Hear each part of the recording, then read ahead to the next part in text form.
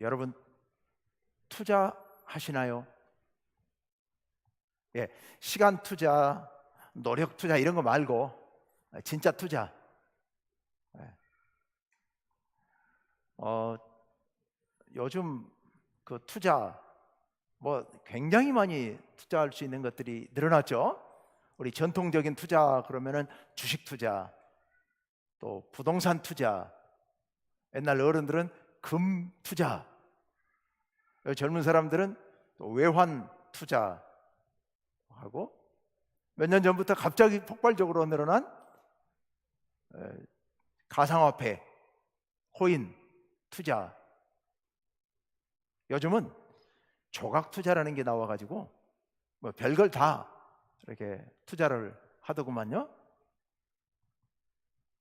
음악 저작권에도 투자를 하고, 송아지에도 투자를 하고, 건물도 큰 건물에 몇천 분의 1 이거 투자를 하고, 뭐 이렇게 투자하는 일들이 많이 늘어났더라고요.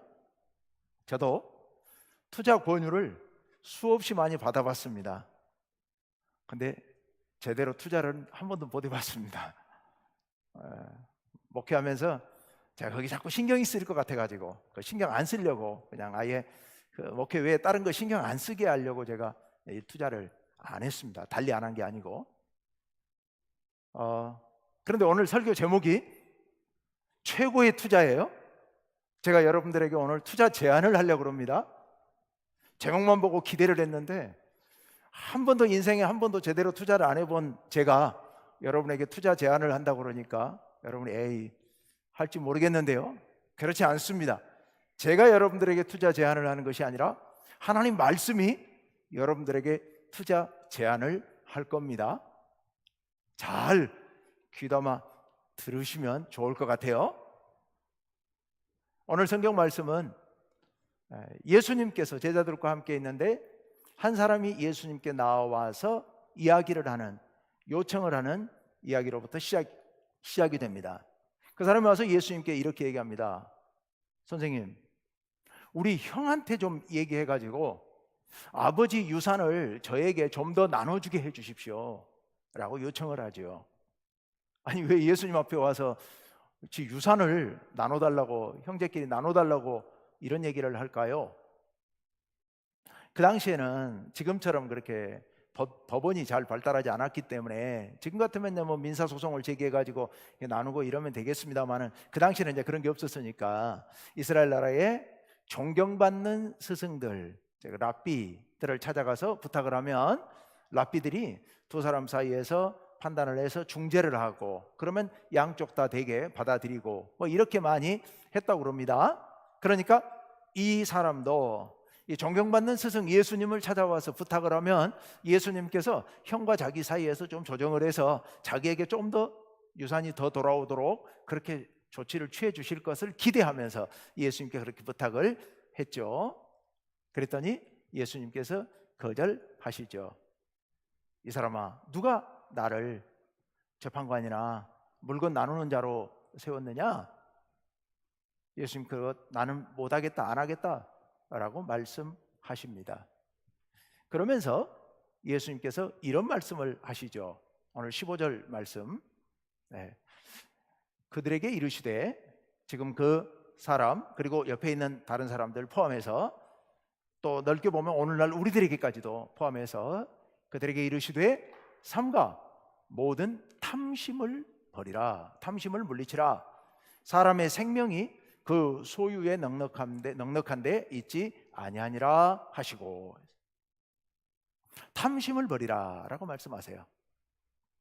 여기 탐심이라는 것이 원어의 의미는 이런 거예요. 자기에게 필요한 것 이상으로 많이 가지려고 하는 마음, 이것을 탐심이라고 합니다. 필요한 것 이상으로, 그러니까 필요한 것을 갖고 싶어 하는 것은 탐심이 아니고, 필요한 것이 충족이 됐는데도 불구하고 그 이상으로 더 많이 가지려고 하면 이게 탐심이다 라는 거예요. 이 젊은이 예수님께 와서 부탁했던, 유산 나눠달라고 했던 사람은 탐심이 있었던 거예요. 유산, 자기 몫의 유산 가지고도 충분한데, 그런데 형이 더 많이 받는 거, 이거 내가 좀 더 갖고 싶은 마음 때문에 그것을 더 달라고, 지금 더 나눠 받게 해달라고 요청한 거니까 이건 분명히 탐심인 거죠. 그래서 그 탐심을 물리치라 라고 말씀하십니다. 왜 탐심을 물리쳐야 되느냐? 둘째 줄에 사람의 생명이 그 소유에 넉넉한 데 있지 않다라고 말씀하십니다. 예수님께서 관심을 갖고 있는 것은 뭐예요? 생명이에요. 여기서 말하는 생명이 무슨 생명이겠습니까? 우리의 영원한 생명을 얘기합니다. 우리의 영원한 생명. 우리의 영원한 생명, 우리 모두가 정말 간절히 갖고 싶어하는 그 영원한 생명은 소유의 많고 적음에 달려있는 게 아니다. 그 말씀 속에는 이런 의미가 내포되어 있지 않겠습니까? 중요한 것은 생명이지, 소유물 넉넉하고 재산이 넉넉하고 안 넉넉하고 이게 중요한 게 아니지 않느냐. 정말로 우리가 추구해야 될 것은 넉넉한 소유가 아니라 참 생명, 영원한 생명이다 라는 말씀을 예수님께서 하고 계시는 겁니다. 탐심, 이거 생명을 얻는 데는, 참 생명을 얻는 데는 이거 도움이 안 된다. 이게 오히려 방해될 수 있다. 그러니까 탐심을 버려야 된다 라는 말씀을 예수님께서 강하게 들려주고 계신 겁니다. 성경에는 여기 말고도 이렇게 탐심에 대해서, 욕심에 대해서 경계하는 말씀들이 참 많이 나오죠. 특히 골로새서 3장 5절 하반절에 보면 이런 말씀이 있습니다. 탐심은 뭐라고요? 우상 숭배다. 탐심, 우상 숭배라는 거예요. 하나님을 섬기는 믿음에 반대되는 것이라는 겁니다. 하나님을 믿어야 되는데 물질을 의지하는 것, 이게 탐심이라는 거죠. 그래서 그거 안 된다는 거예요. 또 야고보서 1장 15절 말씀에 보면 욕심이 잉태한 즉 죄를 낳고 죄가 장성한 즉 사망을 낳느니라라고 말씀하십니다. 결과적으로 뭐예요? 욕심이 사망으로 연결된다는 거죠. 여기 사망은 뭡니까? 방금 전에 말씀드렸던 예수님 말씀 속에 나왔던 생명에 반대되는 것들이죠. 생명에 반대되는 것, 욕심, 탐심은 결국 생명이 아니라 사망으로 가는 길이다 라고 말씀하시는 겁니다. 그리고 또 디모데전서 6장 10절 말씀에는 이렇게 말씀하고 있습니다. 우리 10절 세 번째 거 다 같이 읽어봅시다. 시작. 돈을 사랑함이 일만 악의 뿌리가 되나니 이것을 탐내는 자들은 미혹을 받아 믿음에서 떠나 많은 근심으로 자기를 찔렀도다. 예, 돈을 사랑하는 거, 일만 악의 뿌리가 된다. 그거 사랑하면 그러면 미혹을 받게 될 것이고 믿음을 떠나게 될 것이고 근심에 빠지게 될 것이고 그래서 자기를 찌르게 될 것이다. 근심, 우리 신앙에 크게 방해되는 게 이게 염려와 근심이잖아요. 염려와 근심. 우리가 많은 것을 갖고 싶어하는 그 마음의 뿌리에는 우리 염려하는 마음 때문에 주로 그런 거 아니겠습니까?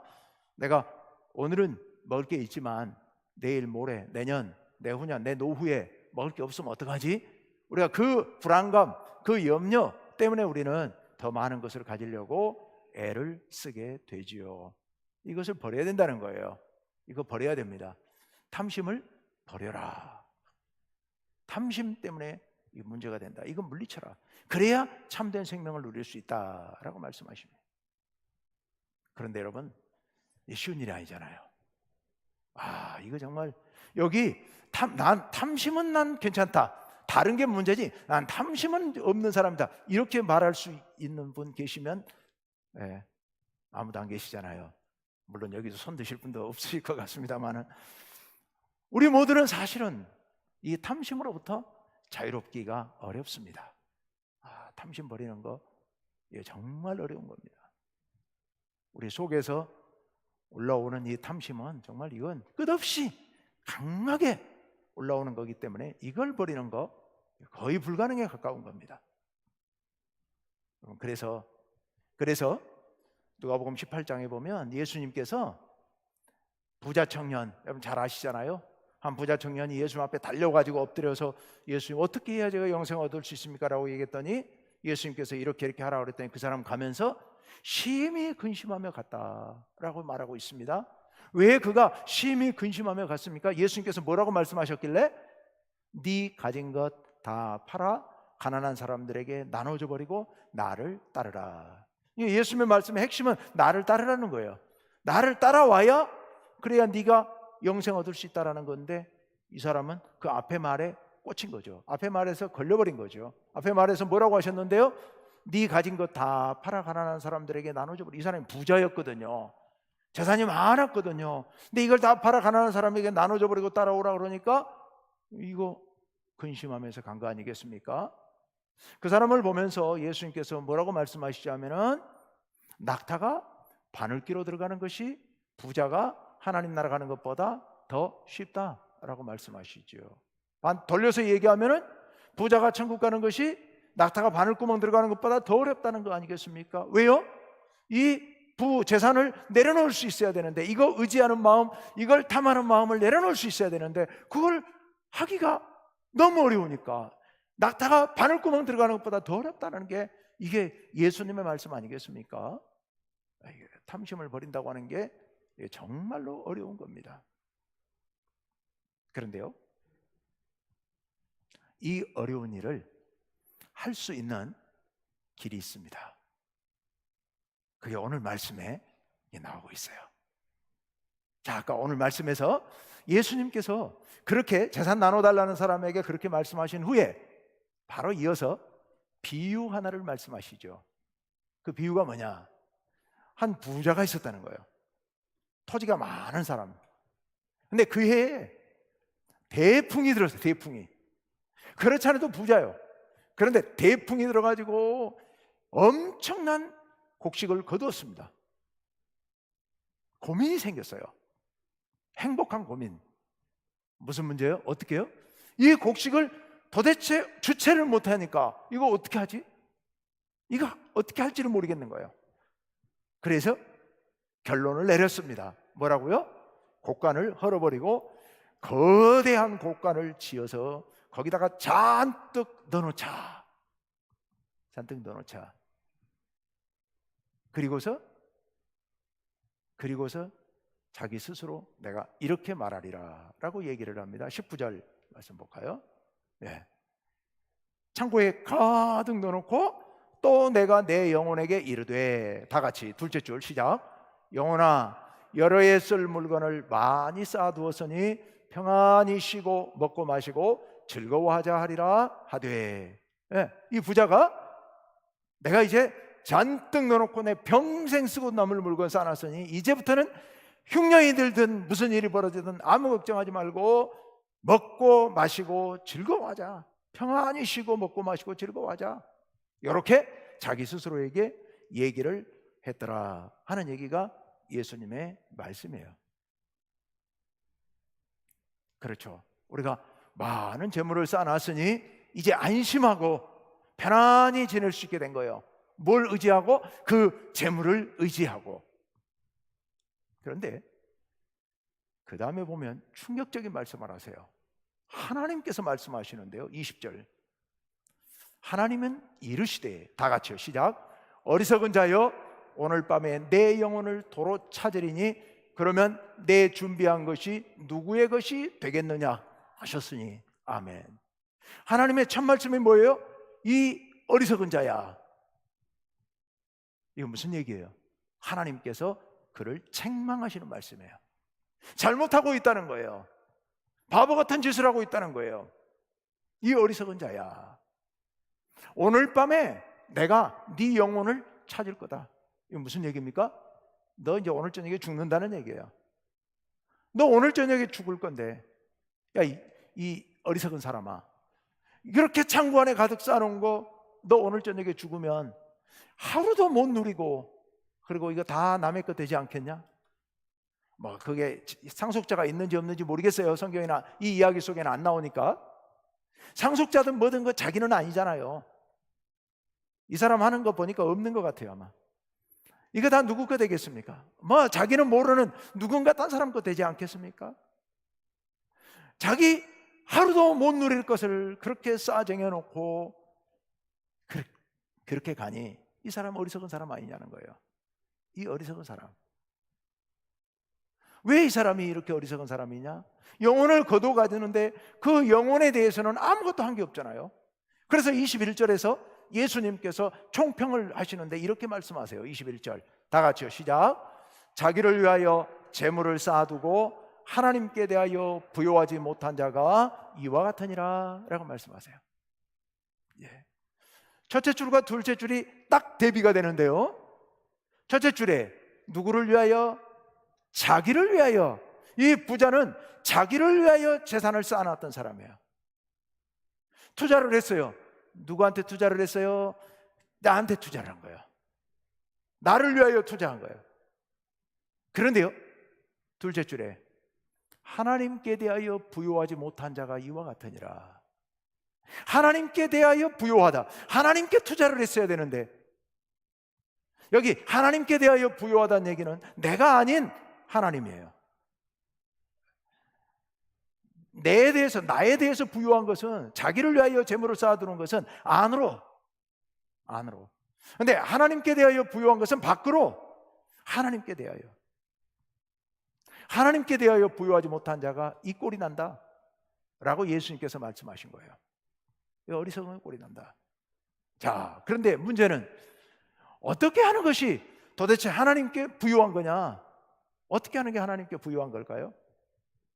오늘 이 말씀에 이어지는 그 다음 단락도 같은 말씀인데, 뭐 먹을 거 입을 거 위해서 염려하지 말라, 이런 말씀 쭉 하시면서 마지막 결론으로 33절에 이런 말씀하세요.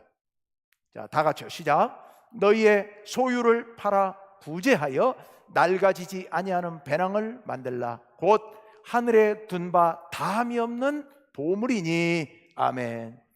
어디에 둔 바? 셋째 줄에 하늘에 둔 바. 하늘에 있는, 둘째 줄에 배낭을 만들라. 낡아지지 않는 너의 저금통을 만들라, 이런 얘기예요. 하늘에 있는 저금통. 하늘에 있는 저금통. 그러니까 아까 하나님께 대해 부요한 것 같은 말이죠. 하나님께 재물을 쌓아두라, 하나님께 부요하게 하라 라고 말씀하시는데, 어떻게 하면 하나님께 부요한 것이고, 어떻게 하면 하나님의 저금통에 도둑도 들지 않고 점도 들지 않는, 먹지 않는 하나님의 나라의 통에다가 저축할 수 있겠느냐? 첫째 줄에 뭐라고요? 너희 소유를 팔아 구제하여. 여기 구제한다는 게 뭡니까? 가난한 우리의 이웃들에게 나눠주는 것. 가난한 이웃들에게 나눠주는 것이 하늘에 있는 저금통에다가 저금하는 것이란 말입니다. 하나님께 대하여 부유한 것이라는 말입니다. 하나님께 대하여 부유한 것. 우리가 가난한 이웃들에게 이렇게 베푸는 것. 여러분, 우리의 돈을 송금을 해요. 송금을. 어디다가 송금을 해야 돼요? 하나님 나라의 저금통에 넣기 위해서 송금을 해야 돼요. 하나님 나라에다 우리가 무슨 수로 송금을 해요? 하나님 나라의 송금 방법, 그 방법이 바로 구제하는 것. 불쌍한 이웃들, 어려운 이웃들을 돕는 것. 우리의 가난한 이웃들에게 우리의 재물을 주면 그 재물이 바로 하나님 나라로 송금된다는 그런 의미입니다. 그런 의미요. 마태복음 6장 4절에 보시면 이런 말씀이 있어요. 마태복음 6장 4절, 내 구제함을 은밀하게 하라. 은밀한 중에 보시는 너희 아버지께서 갚으시리라. 아멘. 우리 아버지께서 우리가 베푸는 것들, 은밀하게 구제하는 것들까지 다 보고 계신다는 얘기입니다. 그랬다가 그것을 갚아주신다라는 말씀이지요. 여러분, 우리가 투자하려면 어디다 투자해라고요? 하나님께 투자해야 돼요. 하나님께 투자해야 돼요. 하나님께 투자하면 하나님께서 갚아주십니다. 놀라운 것들로 하나님께서 갚아주세요. 하나님께서 갚아주시는데 어떻게 갚아주실까요? 풍성하게 갚아주십니다. 지난주에 잠깐 말씀드렸습니다마는 창세기 18장에 아브라함이 자기 집 저 앞에, 장막 앞에 있는 나그네 세 사람을 접대하지 않습니까? 오갈 데 없는 남루한 행색에 지쳐 쓰러져가는 그 나그네 세 사람을 데려다가 극진하게 마치 왕을 섬기는 종처럼 그렇게 극진하게 최선을 다해서 섬겼습니다. 나중에 알고 보니까 누구였어요? 하나님과 그의 천사들이었어요. 하나님께서 그 아브라함에게 1년 후에 이삭을 낳는다는 축복의 말씀을 들려주셨고, 그에게 놀라운 복을 약속해 주시지 않습니까? 하나님께서 이렇게 복을 부어주세요. 하나님께 부요한 사람, 하나님께 저축한 사람에게 하나님께서 이런 놀라운 복으로 채워주시는 거예요. 그런데요, 하나님께 그렇게 투자한 사람에게 하나님께서 많은 것으로 갚아주시는데요, 더 놀라운 것은요, 보너스도 주세요. 근데요, 그 보너스가요, 본품보다 몇백 배, 몇천 배 더 귀하고 큰 걸 주세요. 그 보너스가 더 궁금해지죠. 하나님 나라에 저축했을 때, 투자했을 때 받게 되는 보너스, 그 본품보다 몇천 배 더 큰 보너스, 그게 도대체 뭘까요? 누가복음 18장 30절 말씀 한번 볼까요? 네, 다 같이요. 시작. 현세에 여러 배를 받고 내세에 영생을 받지 못할 자가 없느니라. 아멘. 이 말씀의 문맥이 뭐냐면은, 제자들이 주님을 위해서, 주님 저희가 다 버리고 주님을 따라왔습니다 라고 했더니 예수님께서 하시는 말씀이, 나를 위하여 집을 버리고 가족을 버리고 온 사람에게는 이런 복을 주신다라고 말씀하셨습니다. 나를 위해서, 하나님 나라를 위해서 하나님께 투자한 사람, 주변에 있는 어려운 이웃들에게 구제하며 베푸는 사람, 그런 사람에게는요, 하나님께서 몇 배의 복으로 갚아주시는데 거기다 보너스로 뭐 더 주신다고요? 둘째 줄에 내세에 영생을 받지 못할 자가 없느니라. 영생까지, 영원한 생명까지 주신다고 말씀하고 계십니다. 정말 놀라운 복이죠. 영생복, 놀라운 복을 약속해 주십니다. 여러분, 우리가 이 복을 누려야 되지 않겠습니까? 이 보너스로 주시는 이 영생까지 누릴 수 있다면 정말 좋겠죠. 하나님을 사랑하는 사람, 예수 그리스도를 믿는 사람만이 할 수 있는 일이기 때문에 이런 구제를 베풀었을 때 하나님께서 이런 놀라운 복을 베풀어 주시는 겁니다. 여러분, 지혜로운 사람은 투자를 잘 하는 사람입니다. 여러분, 이렇게 지혜로운 투자자가 됐으면 좋겠어요. 사무엘상 35장에 보면, 25장에 보면 이런 얘기가 나와요. 다윗이 사울왕에게 쫓겨가지고 도망 다닐 때요, 유대 저 남쪽 광야 거친 땅에서 거칠은 땅을 여기저기 떠돌면서 망명을 다니다가 마온 땅에 있을 때요, 거기 큰 부자가 한 사람이 있어요. 근데 그 큰 부자, 그 부자가 다윗이 600명의 부하를 거느리고 여기저기 떠돌아다니면서 숨어 지내며 망명을 다니는데, 그 주변에서 양을 치던 사람인데, 물론 이제 목동들이 양을 쳤고 그 부자니까 따로 있었겠지. 그런데 이 부자가 양털 깎는다는 이야기가, 정보가 다윗에게 들려왔습니다. 옛날에 그 양을 치던 사람에게 양털을 깎는 날은요, 추수하는 날처럼 이렇게 큰 잔치를 베푸는 날입니다. 그래서 큰 잔치를 베풀면서 양털을 깎는데, 그 정보를 입수한 다윗이 부하 10명을 보내면서 거기 가서 먹을 것을 좀 얻어오라고 부탁을 합니다. 600명을 거느리고 아무것도 없이 광야를 전전하니까 이 먹는 문제가 가장 심각한 문제였겠지요. 그래서 먹을 것 좀 얻어오라고 보냅니다. 왜냐하면 그렇게 양털 깎는 날, 큰 잔치를 베푸는 날에는 되게 인심이 후하거든요. 그래서 주변 사람들, 어려운 사람들에게 이렇게 마음껏 베풀고 나눠 먹고 이러는 때거든요. 그래서 가서 부탁을 한 겁니다. 갔더니 그 부자가 어떻게 합니까? 도대체 다윗이라는 놈이 어떤 놈이길래, 뭐 이런 얘기예요. 제가 약간 좀 과장해서 얘기합니다. 내가 어떤 놈인지도 모르고 그걸 준단 말이냐? 내 귀한 음식을 준단 말이냐? 요즘 뭐 불량배들이 많이 떠돌아다닌다는데 혹시 그런 놈 아니냐? 하고서 모욕적인 언사를 하고 쫓아버리죠. 그 소식을 들은 다윗이 화가 단단히 났죠. 화가 단단히 나서 부하 600명 중에 200명만 남겨놓고 400명을 거느리고 무장을 하고 가서 보복을 하기로, 나를 모욕한 이렇게 경험 없는 놈을 그냥 둘 수 없다고 생각하고 400명의 부하를 거느리고 쫓아가기 시작하죠. 그런데 길을 가다가 한 여인을 만나게 됩니다.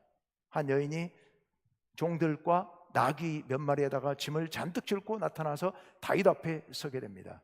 바로 그 부자의 아내였던 거지요. 부자의 아내, 이름이 아비가일인데요. 굉장히 지혜로운 여인이에요. 자기 남편이 다윗을 그렇게 쫓아버렸다, 다윗이 보낸 사람들을 그렇게 모욕을 주고 쫓아버렸다는 소식을 종 하나가 아내에게 알려준 겁니다. 그 아내가 듣고 깜짝 놀란 거죠. 이거 큰일 났구나. 다윗이라는 사람이 어떤 사람인지 잘 아는 사람인 거예요. 그래서 부랴부랴 자기 집 음식 창고에 있는 식재료들을 다 동원해가지고 나귀에 싣고, 그리고서 실려 보내고 자기도 함께 길을 떠나오게 된 겁니다. 와서 다윗 앞에 서가지고서 우리 남편, 어리석은 남편 용서해주고 이거 받으시라고 하고서 자기가 식량을, 군사들이 먹을 식량을 풍족하게 대접을 주죠 다윗에게. 그러면서 다윗을 설득합니다. 당신이 왕이 될 사람인데, 그 어리석은 그 사람 나발이라는 사람인데, 그 어리석은 나발이라는 사람, 그 사람 하나, 내 남편 하나 죽이면 당신의 분은 풀릴지 모르겠지만 두고두고 많은 사람들이 당신을 욕하지 않겠습니까? 라고 다윗을 조리 있게 설득을 합니다. 다윗이 그 얘기를 듣고는 그 말을 옳게 여겨서 멈추고 그 여인이 준 식량을 받아서 돌아가게 되지요. 나중에 남편이 잔칫날 술 잔뜩 먹고 취해 있다가 깨니까 그 다음날 이 아내 아비가일이 남편 나발에게 자초지종을 이야기를 하면서 당신 왜 그랬느냐, 왜 그렇게 어리석게 행동했느냐 라고 얘기를 하죠. 그 얘기를 듣고 그제서 나발이 정신이 들어가지고서 너무너무 놀래가지고 몸이 굳어져가지고 열흘 만에 죽어버려요. 열흘 만에 죽고, 그 소식을 들은 다윗이 이 여인을 나중에 자기 아내로 맞아들이게 되지요. 왜요? 이토록 지혜롭고 이 정세 판단이 굉장히 빠르고 현명한 여인을 내가 왕비로 맞아야 되겠다, 이 여인과 결혼을 합니다. 그리고서 나중에 왕비가 되지요.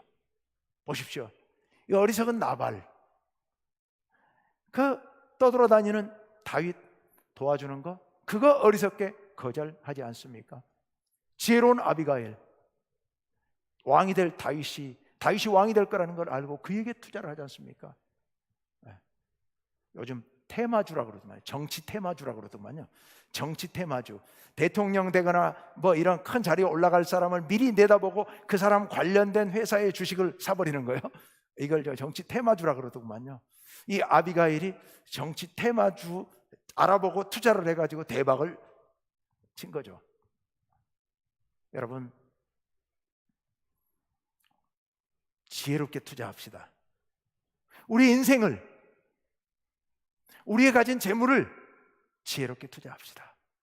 탐심의 노예가 되지 마시고. 이 재물에도 중독성이 있어요. 돈에도 중독성이 있는데 이게 너무너무 강해가지고 거의 다 중독돼 버립니다. 어쩌면 우리 모두는 다 돈 중독돼 있는지도 모르겠어요. 너무 중독성이 강해서요. 그런데요, 자유로워져야 됩니다. 자유로워져야 돼요. 돈 중독은 우리 마음 가운데 불안과 염려 때문에 생깁니다. 나중에 어찌 될지 모르니까. 그러니까 자꾸만 돈을 모아놓게 되고, 모아놓으려고 그러고 많은 것을 더 많은 걸 쌓아놓으려고 하게 됩니다. 그런데 염려와 불안이야말로 불신앙의 대표적인 형식이죠. 여러분, 하나님을 믿고 하나님을 의지하고 불안과 염려를 버리고 재물로부터 자유로워져야 됩니다. 재물로부터 자유로워져야 참된 신앙을 찾을 수 있습니다. 그렇다고 해서 여러분 직장생활 하지 말고 사업 열심히 하지 말라는 소리가 아닙니다. 열심히 일해야 됩니다. 우리에게 주어진 일입니다. 최선을 다해서 일을 해야 되고 돈을 버는 건 맞습니다. 단 돈의 노예가 되지는 말라는 얘기입니다. 돈의 노예가 되지 말라. 돈의 노예가 안 되는 방법이 뭡니까? 돈으로부터 자유로워지는 방법이 뭡니까? 그게 돈에서 내 돈을 헐어서 나눠주는 겁니다. 어렵고 힘든 사람, 고난 중에 처한 사람을 도와주는 겁니다. 그거 한 번 하고 두 번 하다 보면 마음속에 여유가 생깁니다. 그거 해도 죽지 않는다는 걸 알게 되면, 그거 해도 하나님께서 채워주신다는 걸 알게 되면, 그러면 자유로워질 수 있습니다. 하지 않으면 머릿속으로 생각으로는 절대로 깨닫지 못하는 게 이겁니다. 나눠주고 도와주고 구제하고 하면 점점 깨닫게 되고 느끼게 돼서 용감해지게 됩니다. 그렇게 되는 사람만이 진정으로 하나님께 투자할 수 있는 사람인 겁니다. 우리 교회가 지난 봄에 강원도 동해안 산불 그리고 우크라이나 전쟁 피해 때문에 우리 구제헌금을 해서 우리 교회에서 많은 돈은 아닙니다만은 200만 원을 총회 사입으로 송금을 했습니다. 100만 원은 우크라이나로, 100만 원은 동해안 산불 피해 지역으로 송금을 보내달라고 보냈더니 총회에서 우리 교단이 주축이 돼, 거의 대부분 다 우리 교단입니다만은 우리 교단이 주축이 되고 다른 교단들까지 같이 연합해서 동해안에 집이 불타버린 사람들, 그 중에 조금 특히 더 어려운 사람들 집을 51채를 51채를 지키러 대상자들과 부지 다 선정했고요. 지금 이제 공사 곧 들어가게 됩니다. 공사 들어가게 되는데 여러분들이 이렇게 구제한 헌금을 통해서 이렇게 쓰여지고 있습니다. 참 적은 돈이지만 그 돈이 모여지니까 이런 큰 일을 행하게 됩니다. 여러분, 구제하는 거 아까워하지 마시고 돕고 나누고 베푸십시오. 여러분 속에 여러분이 가지고 있는 재물에 노예되지 마십시오. 중독되지 마십시오. 그거 베풀고 나누는 것이 하나님께 투자하는 일이고, 하나님께 투자하는 일은 몇십 배로, 아니 거기에 보너스로 우리의 영생까지도 얻을 수 있는 놀라운 최고의 투자의 길입니다. 이 투자의 길을 놓치지 마시기를 간절히 바랍니다. 함께 기도합시다.